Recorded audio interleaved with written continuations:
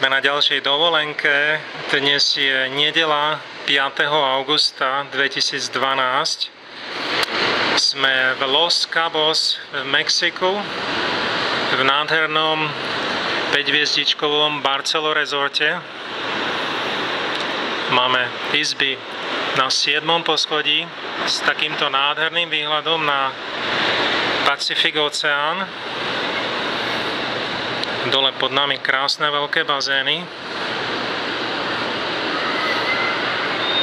Prišli sme tu včera večer z Air Canada a budeme tu jeden týždeň. Je to nádhera.